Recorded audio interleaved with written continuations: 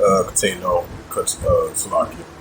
what I left off at, of the part two of the sit-down lesson, as Japan has launched one of their missiles as a test out just to show their military strength against the deterrence of China. As we've been seeing, the tensions have been heating up between China and the Philippines.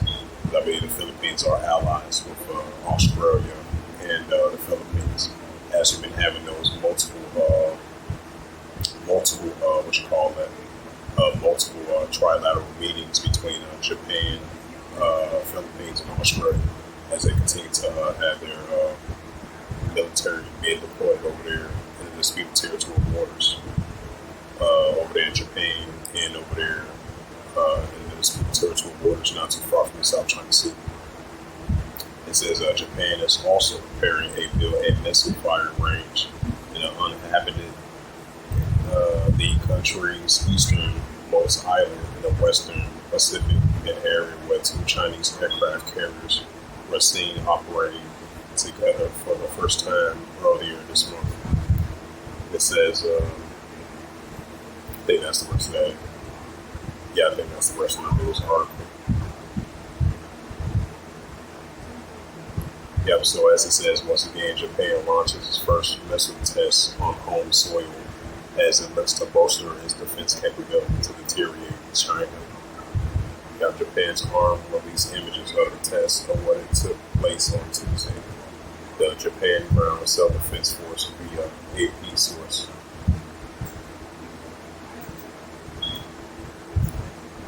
This is Prophet Joel.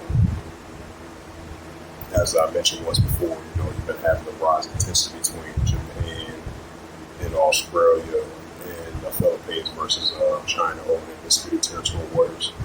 So as China's building up their, military readiness, firing up their missiles and training the deterrence of China.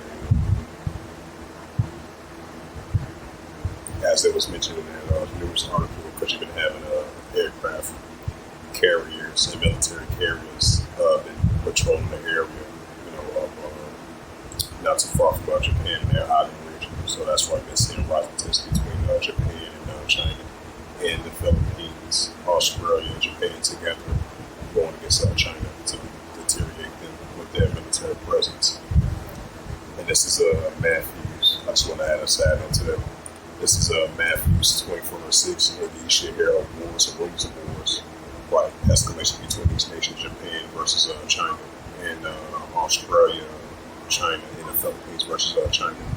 And you should hear of wars and rumors of wars, right? China fired off their missiles of the ongoing tension they have against China. And you should hear of wars and rumors of wars.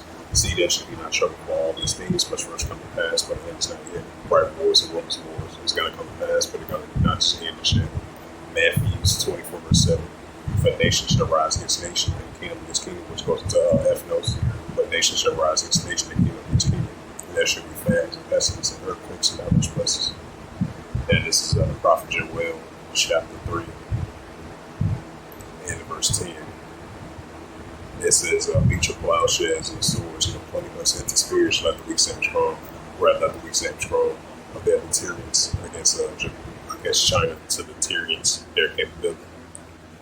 As it says again, Japan launches first missile test on home soil as it looks to bolster its defense capability to deteriorate China. Yeah, once again, beat your plowshares and swords, and plenty us into spears, let the weak stand strong. So with that, hopefully this sit down lesson was edifying of this recent news article, as we're definitely going to be seeing the rising tensions heating up between China and Australia and Philippines together, going against the likes of China near their area, near the Japan island, and over there in the disputed territorial waters over there, not too far from the South China Sea.